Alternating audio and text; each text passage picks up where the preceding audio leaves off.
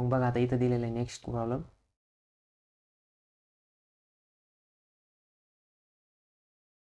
बघा x cube plus x upon x square minus 9.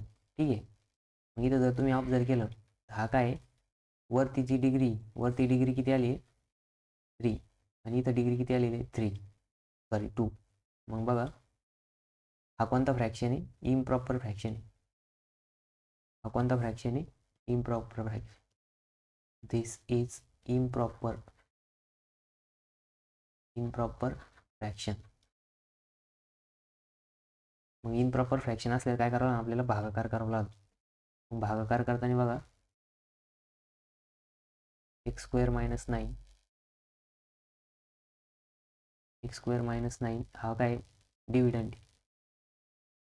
त्याच्यानंतर ना एक्स क्यूब प्लस एक्स. मग आता भागाकार द्या. आता बघा इथं काय आहे एक्स स्क्वेअर आहे आणि इथं एक्स क्यूब आहे. मग इथं एक्स क्यूब आणण्यासाठी काय करावं लागेल एक्सनी मल्टिप्लाय करावं लागेल. मग एक्स इंटू एक्स स्क्वेअर येणार एक्स क्यूब मायनस साईन. ठीक आहे. आता एक्स इंटू 9x येणार 9x. जर आपण इथं मायनस साईन जर घेतलं काय घेतलं मायनस, मग याचं साईन पहिले प्लस होतं याचं मायनस झालं आणि इथं मायनस मायनस प्लस होणार. ठीक आहे. मग डिवाइड. आता यांची सबस्ट्रॅक्शन करा. सबस्ट्रॅक्शन जर केलं तर ही टर्म जी आहे x cube minus x cube 0 होऊन जाणार. ठीक आहे. म्हणजे इथं येणार 0. त्याच्यानंतर ना बघा प्लस एक्स मायनस एक्स हे किती येणार 10x. मग बघा आता 10x टर्म आहे याच्यामध्ये नाही. मग आता काय आहे ही आपली रिमाइंडर आली 10x. रिमाइंडर काय आली 10x. कोशंट आला वाटलं की दिली तो कोशंट.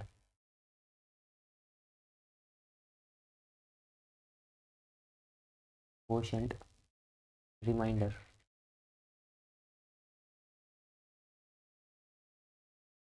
ठीक आहे. मग आता बघा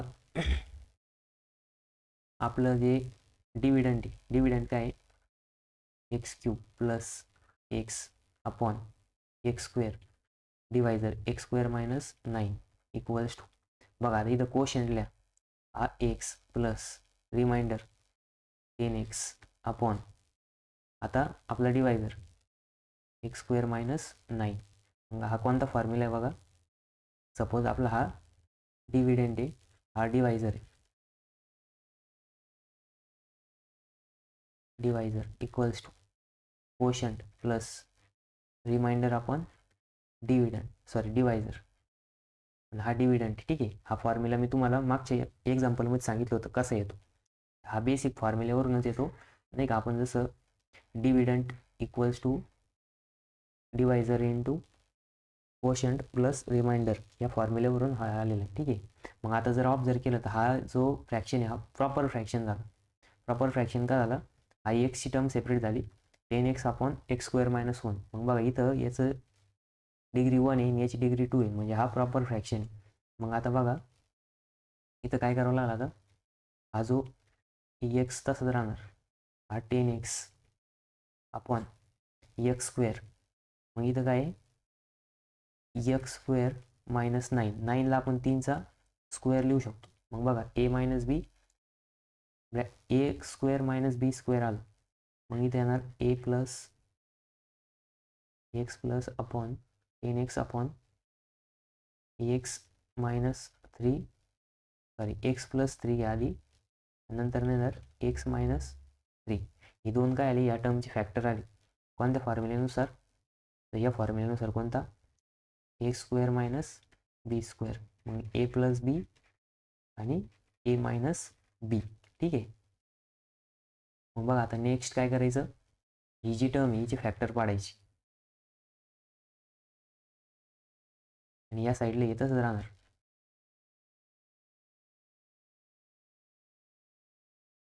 या साईडला काय होतं x cube plus x upon x square minus 9. ठीक आहे. मग आता इथं ही जी टर्म ऑब्झर्व होती ही टर्म काय प्रॉपर फ्रॅक्शन आहे. मग प्रॉपर फ्रॅक्शन आहे नॉन याची फॅक्टर जी आहे ते नॉन रिपीटेड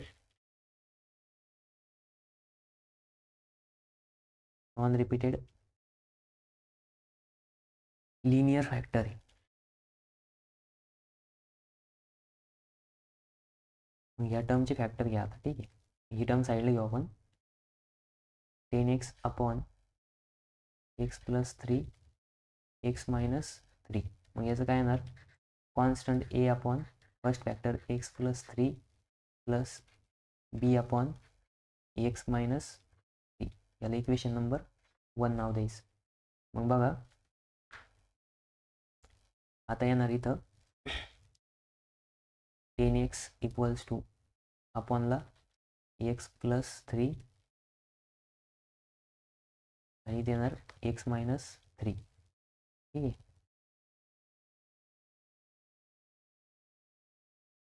मग इथं काय होईल, cross multiplication a into x minus 3 plus b into x plus 3 upon x plus 3 x minus 3. ठीक आहे, मग दोन्ही बाजूचा डिनॉमिनेटर काय होणार, कट होऊन जाणार. हा डिनॉमिनेटर कट झाला. नेक्स्ट काय राहिलं, 10x equals to a into x minus 3 plus b into x plus 3. याला इक्वेशन नंबर 2 नाव द्या. ठीक आहे, आता काय करायचं, ए आणि बी फाइंड आउट करायची. मग बघा फर्स्ट फॅक्टर घ्यायचं, एक्स प्लस 3 इक्वल्स टू 0. मग जर 0 घेतलं तर एक्स इक्वल्स टू काय येणार, minus 3. Putting in equation 2 equation 2 मध्ये पुट करा. मग आता इक्वेशन 2 काय येणार बघा,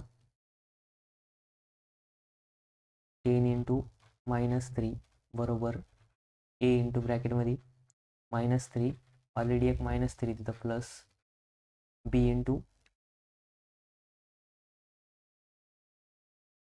इथे येणार मायनस 3 प्लस 3 मायनस 3 आणि तिथं ऑलरेडी प्लस 3. ठीक आहे, 30 पण त्याला मायनस साईन येणार. आता ए इंटू 3 9 आणि 9ला कोणतं साईन येणार, मायनस 3 इंटू मायनस 3, सॉरी इथं minus 3 minus 3 minus 3 minus 3 minus 6 होणार, plus b into plus 3 minus 3 0 होणार. मग बघा हा मायनस 6 जर इकडे आला तर a equals to minus 30 upon minus 6. A equals to येणार 3 10 30, 3 2 6. मग पुन्हा इक्वल्स टू डिवाइड जर केलं तर 5/5 यायला पाहिजे, 5 आहे का नाही. ठीक आहे, म्हणजेच आपल्याला किंवा डायरेक्ट इथं भाग जातोय. ठीक आहे, हा मायनस मायनस तर कटच झाला. 6 1 6 6 पंचे 30, म्हणजेच ए इक्वल्स टू काय येणार, 5 येणार. मग ए इक्वल्स टू 5 आलं. ठीक आहे,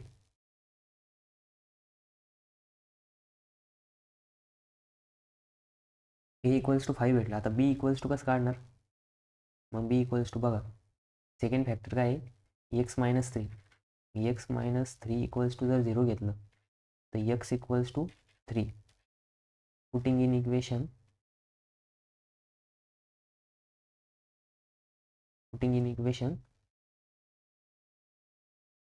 2 इक्वेशन 2 मध्ये पुट करा.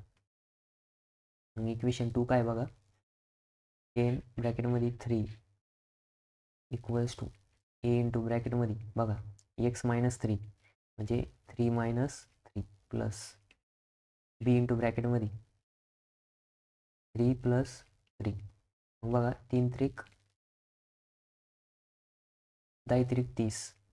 आता इथं मायनस 3 म्हणजे ए इंटू 0 येणार, प्लस बी इंटू काय येणार, आता 3 प्लस 3 6 आणि 6 बी. मग बघा आता नेक्स्ट पेजवरती घेऊ आपण, 30 इक्वल्स टू आता ए इंटू 0 होणार प्लस 6 बी. मग बी इक्वल्स टू काय येणार, 30/6 म्हणजेच बी इक्वल्स टू पण काय येणार, 5 येणार. ठीक आहे, बी इक्वल्स टू पण 5 येणार. मग बघा ए इक्वल्स टू 5 आलं, बी इक्वल्स टू 5 आलं, मग त्याला काय करायचं, पुट करायचं कोणत्या इक्वेशनमध्ये. मग बघा ए इक्वल्स टू दुसऱ्या पॅनल लिहितो आपण, ठीक आहे.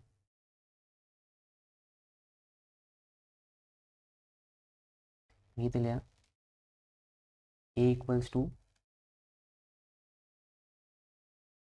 5 and b equals to 5, putting in equation 1, putting in equation 1, equation 1 मध्ये पुट करा. इक्वेशन 1 काय बघा, कॉपी करून घेऊ. हे आपलं इक्वेशन नंबर 1 होतं, ला कॉपी करू आपण, पुढच्या पेजवरती घेऊन जाऊ.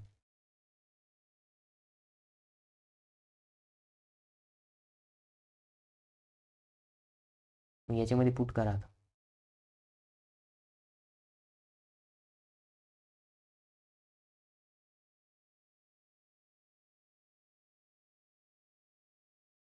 बघा ही साईड तर तशीच राहणार.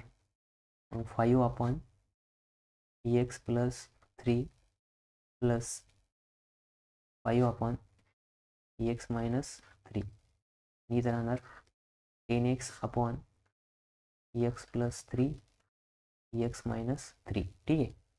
मग आता बघा आपली ओरिजिनल टर्म काय होती, ओरिजिनल टर्म ही होती, ठीक आहे. मग ही काय होती, एक्स क्यूब प्लस एक्स, ती लिहू आपण, ठीक आहे. बघा x cube plus x upon x square minus 9 equals to काय आलं होतं, एक्स प्लस 10x अपॉन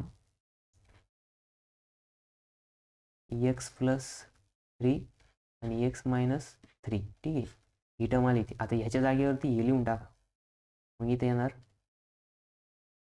बघा x cube plus x upon x square minus 9, हे तसंच इथं एक्स प्लस हा 5 upon x plus 3 plus 5 upon x minus 3, हे काय आले आपले फायनल फॅक्टर आले. काय आले, फायनल फॅक्टर आले, ठीक आहे.